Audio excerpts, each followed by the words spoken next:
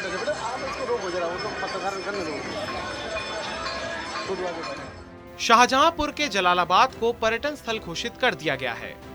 जलालाबाद को परशुराम की जन्मस्थली के रूप में माना जाता है। अब यूपी सरकार ने इसे आधिकारिक तौर पर पर्यटन स्थल घोषित किया है। इस अवसर पर यूपी के पर्यटन मंत्री जयवीर सिंह ने कहा कि इस स्थान के संपूर्ण विकास के लिए केंद्र सरकार से भी सहयोग लेंगे और प्रदेश सरकार के बजट से आवंटित धन से यहाँ विकास कार्यों के माध्यम से कायाकल्प किया जाएगा।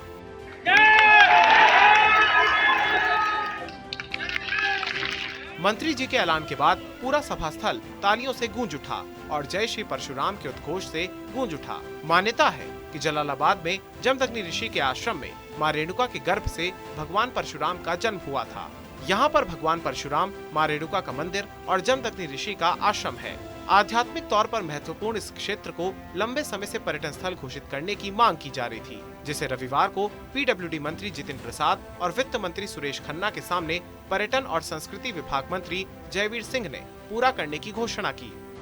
माननीय पर्यटन मंत्री जयवीर जी का आगमन शाहजहांपुर जनपद में हुआ और सर्वप्रथम जो मंत्री के रूप में, पर्यटन मंत्री के रूप में हुआ है, वो परशुराम जी की जन्मस्थली में उनका वहाँ को एक पर्यटन स्थल विकसित करने के रूप में प्रारंभिक घोषणा की गई है, जिसके अनुसार विभाग के अधिकारी आके पूरा सर्वेक्षण करेंगे और रूपरेखा तैयार करेंगे।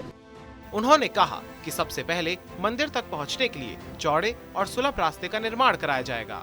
इसके अलावा उन्होंने कहा कि इस नगर को पर्यटन स्थल के रूप में विकसित करने के लिए जल्द ही वित्त मंत्री और पीडब्ल्यूडी मंत्री के साथ विचार विमर्श कर रूपरेखा तैयार की जाएगी, जिसके बाद आगे उसी के तहत विकास कार्य किए जाएंगे।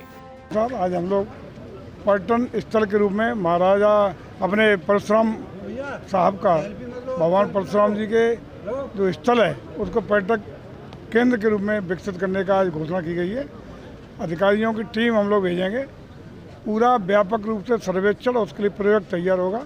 आगे की विकास की परियोजनाएं स्वीकार की जाएंगी और साथ ही साथ उसमें बड़े भाई का पूरा सहयोग रहेगा, पीडब्ल्यूडी का पूरा सहयोग रहेगा। वहाँ का जो छोटा सकरा सा रास्ता है उसको भी विकसित करने का माननीय पीडब्ल्यूडी मंत्री के द्वारा प्रयास कराया और बाकी सब संरक्षण माननीय बड़े भाई कराएगा।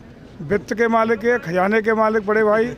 इसके बाद पर्यटन मंत्री विलरात घाट स्थित हनुमत धाम भी पहुंचे, जहां उन्होंने अन्य मंत्रियों के साथ पूजा अर्चना की। इसके बाद उन्होंने शहीद संग्रहालय और शहीद उद्यान का भी निरीक्षण किया।